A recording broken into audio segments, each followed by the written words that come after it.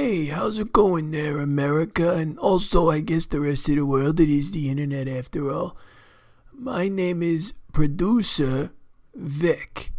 And I'm the producer of The Busy Dads, and they're doing the Sci-Fi show here. And boy, I gotta tell you, we got something special for you tonight on this, the 50th episode of Busy Doing Dad's Sci-Fi. Dad's doing the Sci-Fi show. Kevin and George, they're playing with the family because we got the upcoming great American holiday, Thanksgiving, and they're making America great again with the kids and all that. So for something very special tonight, this Thanksgiving episode, George, it's George. He has recorded in his own voice him doing a reading of the Ray Bradbury short story, Last Night of the World. Oh my goodness. People, if you don't know anything about Ray Bradbury, then you don't know anything about speculative fiction or sci-fi, as some of the laymen's might call it. Now let me tell you a thing or two here. Now, Ray Bradbury was born on August 22nd, 1920, in Illinois to Esther Bradbury, who was a Swedish immigrant, and Leonard Spaulding Bradbury. His middle name was Spaulding. He was a power and telephone lineman of English descent. And Ray Bradbury's middle name was Douglas, after the actor Douglas Fairbanks. Now, I love Douglas Fairbanks. Those old movies, Oh, hey. Hey, how's it going, Vic? Hey, it's Busy Dad George coming in here, making a good time. How you doing? I thought you was off with the holiday.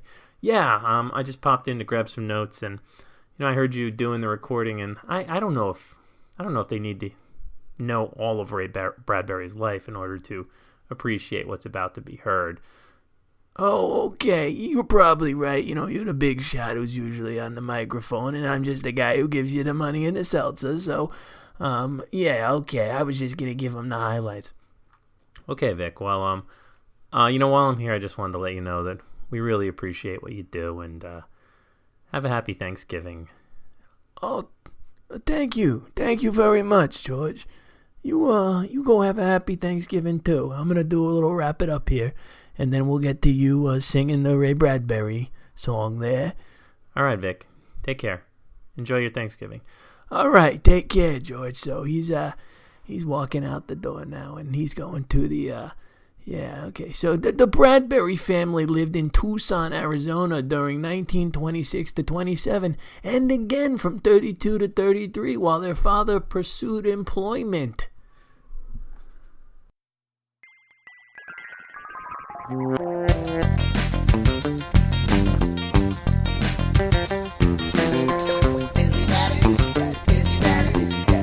daddies do sci-fi. Busy daddies do sci-fi. Busy daddies do sci-fi. Busy daddies do sci-fi.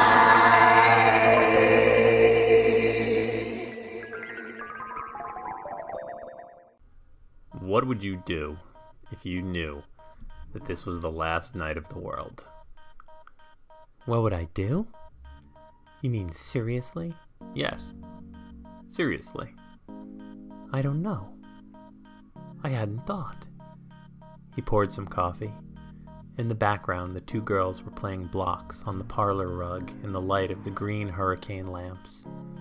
There was an easy, clean aroma of the brewed coffee in the evening air. Well, better start thinking about it, he said. You don't mean it. He nodded. A war? He shook his head. Not the hydrogen bomb or atom bomb? No. Or germ warfare? None of those at all, he said, stirring his coffee slowly. But just, let's say, the closing of a book. I don't think I understand. No, Nor do I, really. It's just a feeling. Sometimes it frightens me. Sometimes I'm not frightened at all, but at peace.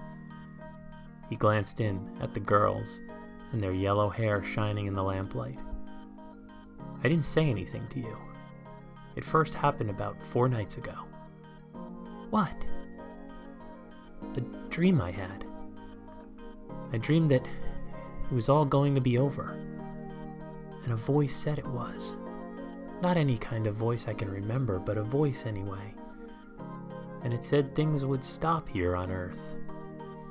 I didn't think too much about it then the next day, but I went to the office and caught Stan Willis looking out the window in the middle of the afternoon. And I said, "Penny for your thoughts, Stan." And he said, "I had a dream last night." And before he even told me the dream, I knew what it was. I could have told him, but he told me and I listened to him. It was the same dream? The same. I told Stan I had dreamed it too. He didn't seem surprised. He relaxed, in fact. Then we started walking through the office, for the hell of it. It wasn't planned. We didn't say, "Let's walk around."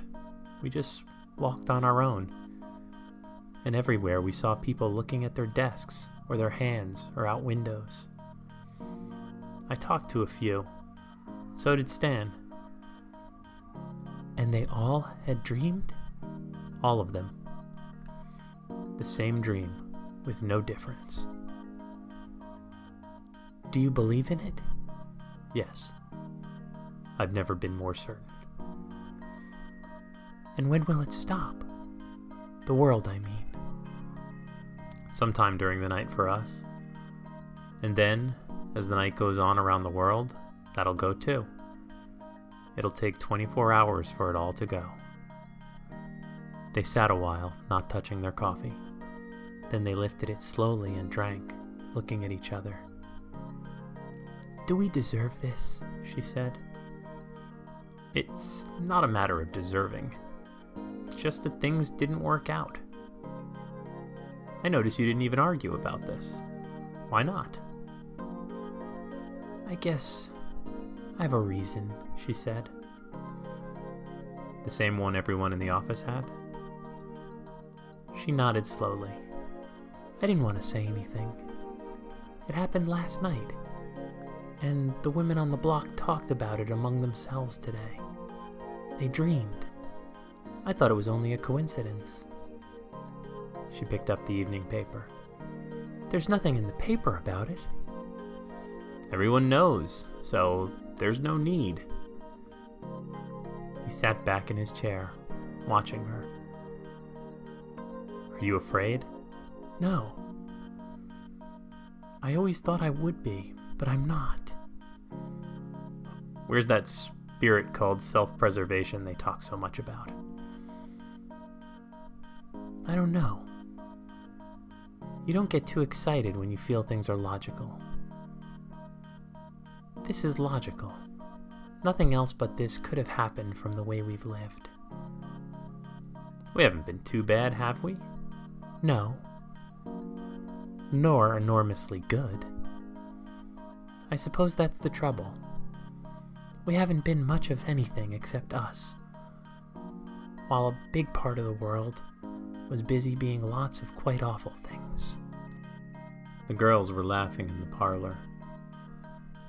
I always thought people would be screaming in the streets at a time like this. "I guess not. You don't scream about the real thing." Do you know, I won't miss anything but you and the girls. I never liked cities, or my work, or anything except you three. I won't miss a thing, except perhaps the change in the weather, and a glass of ice water when it's hot. And I might miss sleeping. How can we sit here and talk this way? Because there's nothing else to do. That's it, of course. For if there were, we'd be doing it. I suppose this is the first time in the history of the world that everyone has known just what they are going to do during the night. I wonder what everyone else will do now, this evening, for the next few hours. Go to a show, listen to the radio, watch television, play cards, put the children to bed, go to bed themselves, like always. In a way, that's something to be proud of, like always. They sat a moment, and then he poured himself another coffee. Why do you suppose it's tonight? Because Why not some other night in the last century, or 5 centuries ago, or 10? maybe it's because it was never October 19th, 1969, ever before in history. And now it is, and that's it. Because this date means more than any other date ever meant. Because it's the year when things are as they are all over the world, and that's why it's the end. There are bombers on their schedules both ways across the ocean tonight that'll never see land. That's part of the reason why. Well, he said, getting up, what shall it be? Wash the dishes? They washed the dishes and stacked them away with special neatness. At 8:30, the girls were put to bed and kissed goodnight, and the little lights by their beds turned on, and the door left open just a trifle. I wonder, said the husband, coming from the bedroom and glancing back, standing there with his pipe for a moment. What? If the door will be shut all the way, or if it'll be just a little ajar so light comes in. I wonder if the children know. No, of course not. They sat and read the papers, and talked, and listened to some radio music, and then sat together by the fireplace, watching the charcoal embers as the clock struck 10:30, and 11, and 11:30. They thought of all the other people in the world who had spent their evening, each in his own special way. Well, he said at last. He kissed his wife for a long time. We've been good for each other, anyway. Do you want to cry? He asked. I don't think so. They moved through the house and turned out the lights and went into the bedroom and stood in the night cool darkness, undressing and pushing back the covers. The sheets are so nice and clean. I'm tired. We're all tired. They got into bed and lay back. Just a moment, she said. He heard her get out of bed and go into the kitchen. A moment later, she returned. I left the water running in the sink, she said. Something about this was so very funny that he had to laugh.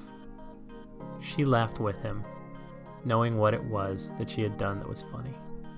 They stopped laughing at last and lay in their cool night bed, their hands clasped, their heads together. Good night, he said after a moment. Good night, she said.